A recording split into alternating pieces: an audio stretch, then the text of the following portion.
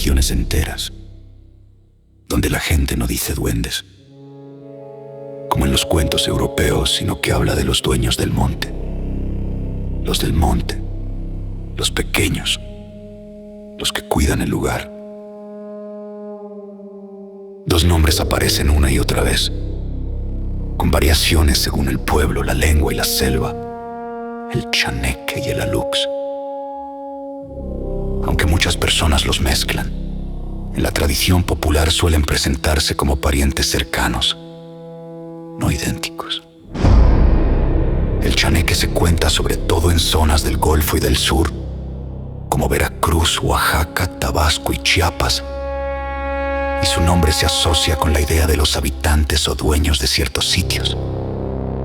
No solo se les teme, también se les respeta. Se dice que hay lugares que no son de nadie y al mismo tiempo son de alguien. Un manantial, un ojo de agua, un árbol viejo, una piedra que parece altar, una vereda que cruza el monte. Ahí manda el chaneque, no como rey, sino como dueño de casa. Quien entra sin pedir permiso, entra como intruso. El alux se cuenta con fuerza en el sureste maya, Yucatán, Campeche y Quintana Roo.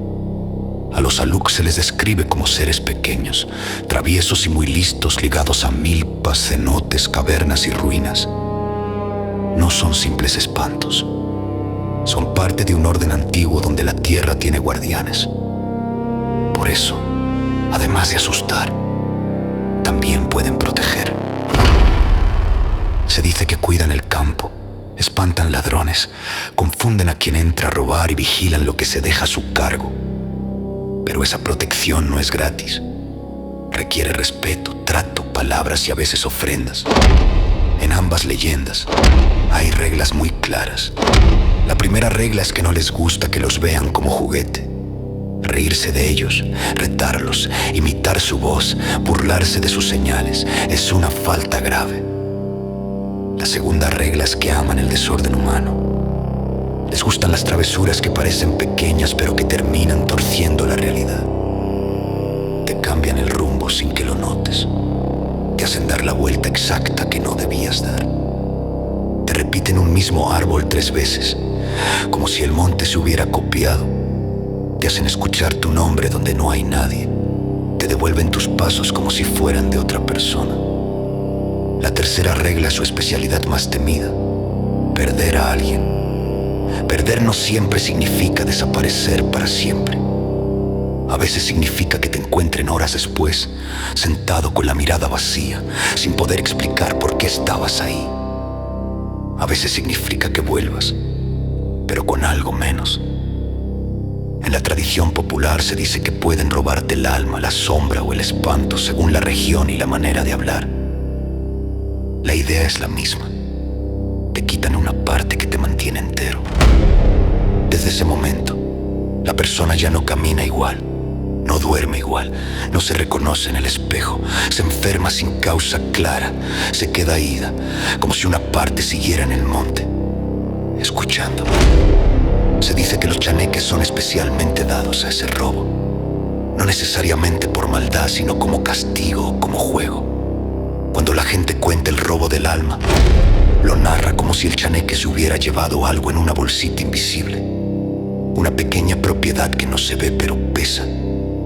Y hay relatos donde la recuperación implica regresar al sitio exacto, llamar a la persona por su nombre completo, ofrecer tabaco, aguardiente o comida, pedir permiso y suplicar que devuelvan lo que tomaron. En el caso de los alux hay una parte de la leyenda que suena casi a contrato. Se cuenta que para que un alux proteja una milpa o un terreno, alguien puede hacerle o dedicarle una casita pequeña, un refugio hecho a mano de piedra o madera, colocado cerca del campo. La casita no es adorno, es reconocimiento. Es decirle al monte: aquí sabemos que no estamos solos.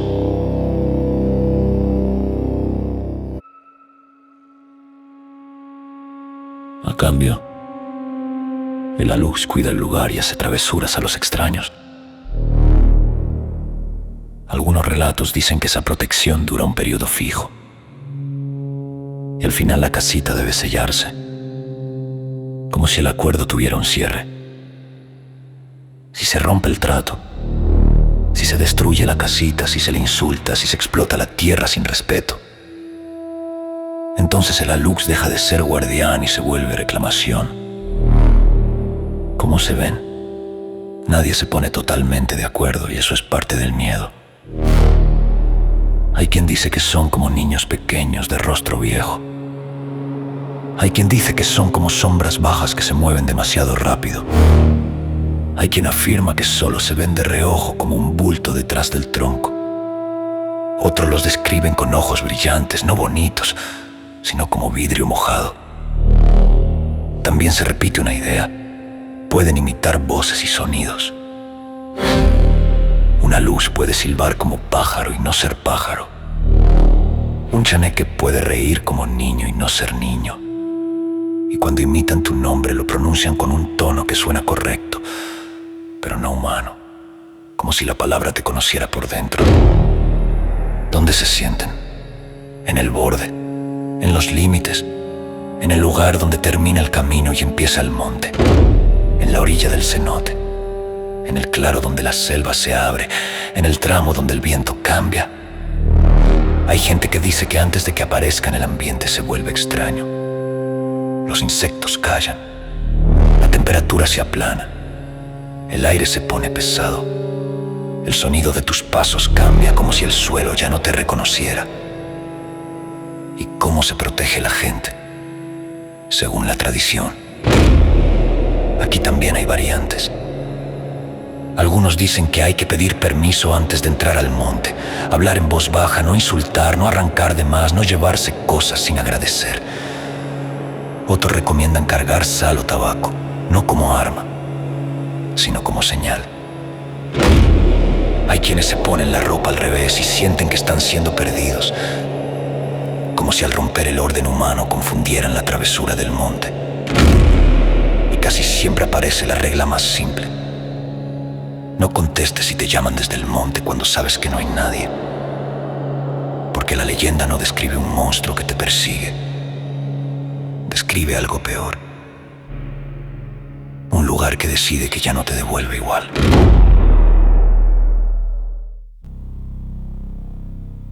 Y entonces, aquí comienza mi historia. No fue el primer sonido. Lo primero fue el silencio. Habíamos estado toda la tarde midiendo el terreno para el nuevo trazo del camino, estirando cintas, marcando árboles con pintura, tomando fotos que parecían normales hasta que las veías en la pantalla y te daba la impresión de que el verde tenía otra densidad. Cuando cayó la noche, el campamento se acomodó con la rutina de cualquier trabajo lejos del pueblo. Lámparas, termos de café, bromas cansadas. La selva alrededor respiraba, y eso también parecía normal, hasta que dejó de respirar. A eso de las 11 noté que los grillos se apagaron como si alguien los hubiera apagado con la mano. No de golpe, sino en una retirada ordenada, como si hubieran recibido una señal. Me quedé esperando el regreso del ruido porque el oído busca lo que conoce. Pasó 1 minuto, luego 2, y entonces escuché el silbido. Venía de un lugar tan cerca que parecía detrás de mi oreja, pero al mismo tiempo la dirección se movía cuando yo giraba la cabeza. No era un silbido cualquiera. Era una melodía corta repetida con paciencia, como si quien silbara estuviera practicando el mismo patrón para que yo lo aprendiera. En el campamento todos siguieron en lo suyo. Nadie reaccionó. Pregunté si lo habían oído. Uno de los muchachos, el más joven, soltó una risa nerviosa y dijo que por aquí silban los aluks para que te voltees. Me lo dijo como se dicen las cosas que ya se han dicho antes, una frase heredada que trae una advertencia pegada. El capataz, un hombre de manos enormes y mirada seca, ni siquiera levantó la vista del fuego. No contestes si te llaman, dijo. Yo me burlé por dentro. no en voz alta, solo ese gesto mental de quien cree que ya entendió el mundo. Había visto supersticiones en todos los trabajos de campo. Siempre hay una historia para explicar el miedo. Esa noche dormí mal. Me quedé a medio sueño, escuchando cómo el silbido aparecía y se iba. Cada vez que aparecía, mi cuerpo se tensaba con una certeza instintiva. Algo quiere que voltees. A las 3 de la mañana me despertó mi nombre. No fue un grito. Fue un llamado suave, casi cariñoso, pronunciado como lo diría mi madre cuando me pedía que no olvidara la chamarra. Me incorporé sin pensar. Fue automático. Antes de razonar ya estaba sentado buscando la voz. El campamento estaba quieto.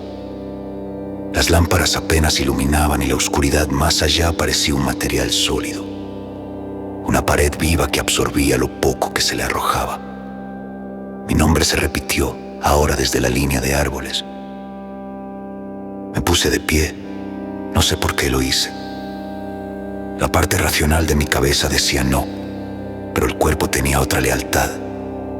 Como si la voz hubiera tocado un hilo debajo de mi piel y tirara de él. Di 2 pasos. El capataz se levantó como si hubiera estado despierto desde siempre. Se acercó sin prisa, me tomó del brazo con una fuerza extraña y me puso algo en la mano. Sal, me dijo, y no voltees. El puñado de sal estaba tibio como si lo hubiera tenido guardado en el bolsillo toda la noche. Quise preguntar. No me dejó. No voltees, repitió, y me empujó suavemente hacia mi catre. Me acosté otra vez con la sal apretada y mi corazón siguió golpeando. El llamado no volvió. Tampoco volvieron los grillos. Al día siguiente el trabajo siguió como si nada, pero yo notaba cosas pequeñas. Una huella diminuta en el lodo junto a mi bota, tan pequeña que parecía de un niño descalzo. Una piedrita en el borde de mi mochila que no recordaba haber metido, un cordón amarrado en un nudo que yo no sabía hacer. En el descanso del mediodía fui a orinar hacia el monte. El sol pegaba fuerte y aún así el aire bajo los árboles era frío, como si guardara la noche. Ahí lo vi. No lo vi de frente, porque el ojo no alcanza. Lo vi como se ven las cosas que no quieren ser vistas. Un movimiento bajo, una sombra que no correspondía a la sombra del tronco, un bulto de altura imposible entre las raíces. Me quedé quieto, de pie, con la sensación de que el monte me estaba observando desde muchos puntos a la vez. De pronto, una risita, no de adulto, no de niño, una risa sin pecho, sin respiración, como si no saliera de boca sino de hojas frotándose. Volví al campamento sin correr, pero cada paso tenía el impulso de correr. El capataz me miró la cara y supo. En la tarde ordenó algo que me pareció absurdo. Detuvo el trazo nuevo por 1 hora y mandó buscar piedras pequeñas y madera. Los hombres obedecieron sin preguntar. Armamos, junto a una ceiba, una casita minúscula, apenas un cubo con techo como para guardar un animalito. No le pongas tu nombre, dijo el capataz. No lo invites a tu vida. Colocó frente a la casita un poco de comida, un chorrito de aguardiente y un cigarro. No en la mano de nadie, solo en el suelo, como se deja algo a un anfitrión invisible. Se persignó y murmuró palabras que yo no entendí. Esa noche el monte recuperó su ruido. Los grillos regresaron como si nunca se hubieran ido. En el campamento se aflojó el aire. Algunos se rieron, aliviados. Alguien contó que ya estaba, que la luz ya tenía su casa, que ahora protegería la obra. Yo no reí, porque esa noche no escuché el silbido. Escuché pasos, pasos pequeños alrededor de mi catre, como si alguien caminara descalzo sobre la tierra dura. El paso se detenía, se reanudaba, se acercaba, se alejaba. Era un rondín. Quise dormir. Me obligué. Cerré los ojos con fuerza. Me dije que era sugestión. Entonces el catre crujió. Sentí peso a la altura de mis pies, como si alguien se hubiera sentado con cuidado. no un adulto, algo ligero pero real. El colchón bajó un poco y luego se quedó. Me quedé inmóvil conteniendo el aire. El peso se movió muy lento, como si quien se sentaba estuviera olfateando el mundo. Después sentí algo peor que el peso. Sentí curiosidad, una curiosidad clavada en mí, como si una mirada me estuviera revisando buscando una rendija por donde entrar. Mi nombre se susurró otra vez, pegado a mi oído. Esta vez no sonó como mi madre, sonó como yo pero sin calor, como una imitación muy precisa hecha por algo que no entiende lo que imita. Me acordé de la sal y apreté el puño, pero no la traía. Se me había quedado en el bolsillo del pantalón del día anterior. Me sentí desnudo. No contesté. El silencio se llenó de una respiración que no era respiración.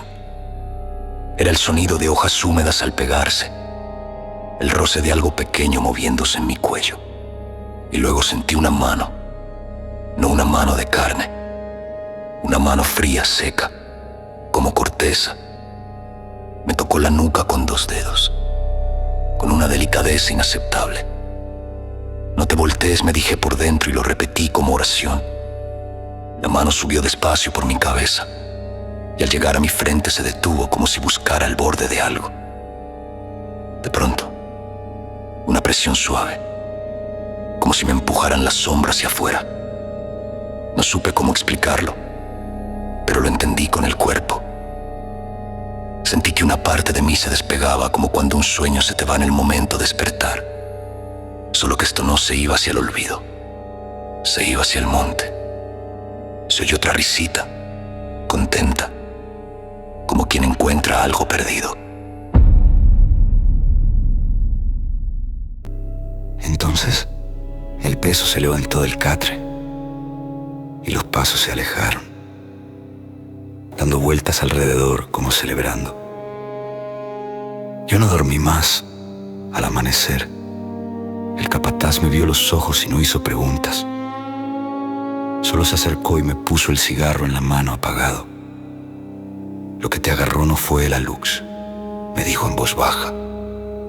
El alux cuida, el chaneque quita. Yo me reí otra vez por dentro, por inercia. Quise decir que no era posible, que era cansancio, que todo era sugestión. Pero esa mañana, al mirarme en el espejo del carro, vi algo que me heló. Mi reflejo estaba bien. Mis facciones eran las mismas. Solo que la mirada no. No era que estuviera ojeroso, no era que estuviera pálido, era otra cosa. Como si el ojo estuviera ocupando un lugar que ya no era del todo suyo. Ese día me perdí. No me perdí de desaparecer. Me perdí de una manera más humillante. Me mandaron a revisar unas estacas a 100 metros del campamento, siguiendo una vereda clara.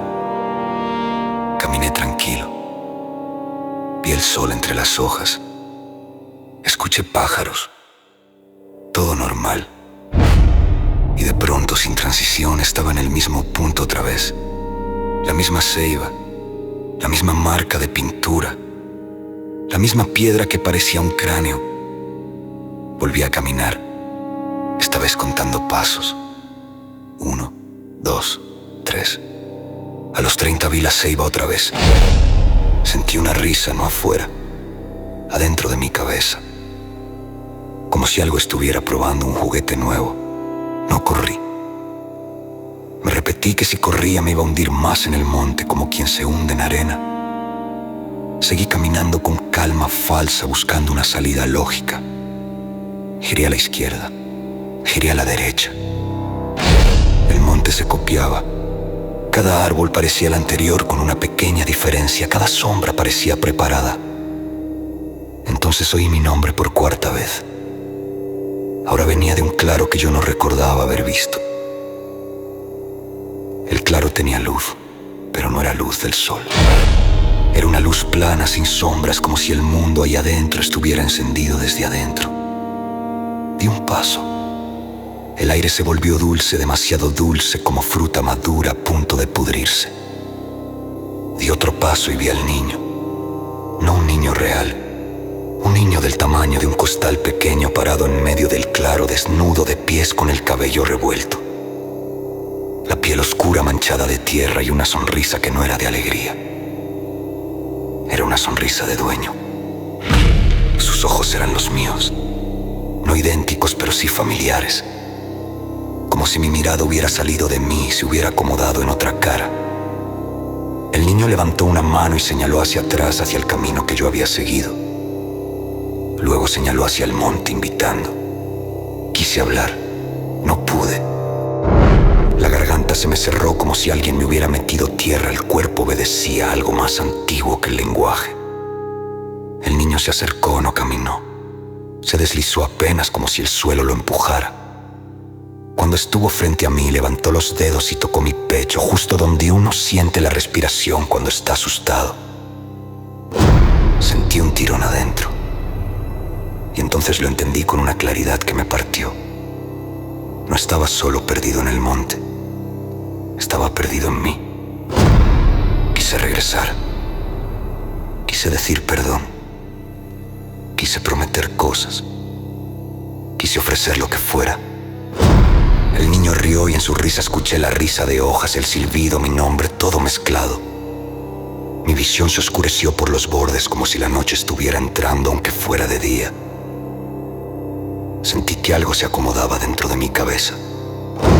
Como quien se pone un sombrero. Cuando volví en mí, estaba sentado en el borde del campamento, a plena vista de todos, con las manos llenas de lodo seco y la ropa rasgada.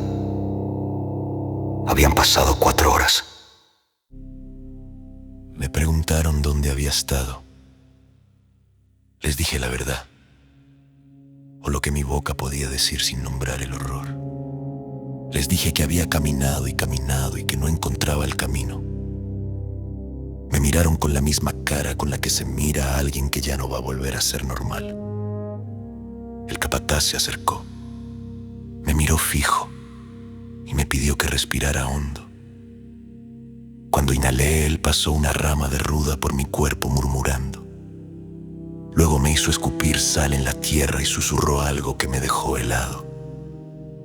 Devuélvelo, dijo, hablando hacia el monte, como si no me hablara a mí, como si le hablara a un niño invisible que se estaba riendo detrás de mis ojos. Esa noche, mientras todos dormían, yo me quedé mirando la casita de la Lux. La casita se veía normal, una miniatura ridícula al borde de la selva. Frente a ella, la ofrenda ya no estaba. Nadie la había recogido. Simplemente no estaba. De pronto, una figura pequeña salió de la oscuridad y se paró junto a la casita. Era una Lux, pensé, porque mi mente necesitaba ponerle nombre a algo. La figura se inclinó, como revisando la casita. Luego alzó la cabeza y me miró. No me dio miedo. Eso fue lo peor. Me dio una sensación de pertenencia, como si yo también fuera parte de ese lugar, como si siempre hubiera sido así y apenas lo recordara. La figura levantó una mano y me hizo una seña simple. Ven. Me puse de pie sin discutir. Ven. Caminé hacia la orilla del monte con pasos suaves como para no despertar a nadie. Sentí que el cuerpo ya no me pertenecía del todo, como si yo fuera un pasajero y alguien más manejara. Cuando crucé la línea de árboles, el monte se cerró detrás de mí sin ruido.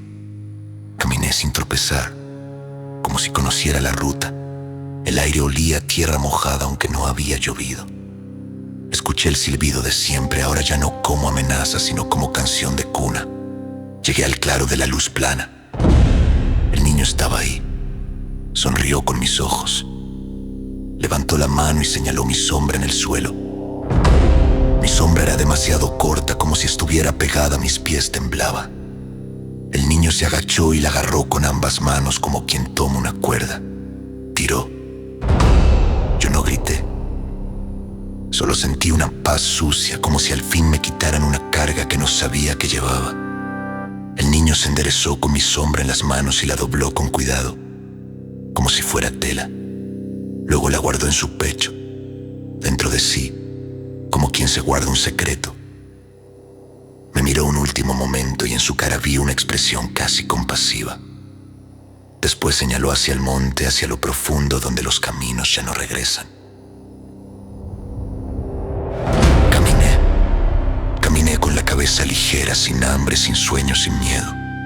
Detrás de mí, en algún lugar el campamento despertaría y me buscaría y no me encontraría. Y en el borde de la selva, cerca de una ceiba marcada, quizás alguien escucharía una madrugada un silbido paciente. Una melodía corta, repetida con calma, como si el monte estuviera practicando mi voz para cuando alguien más se atreva a voltear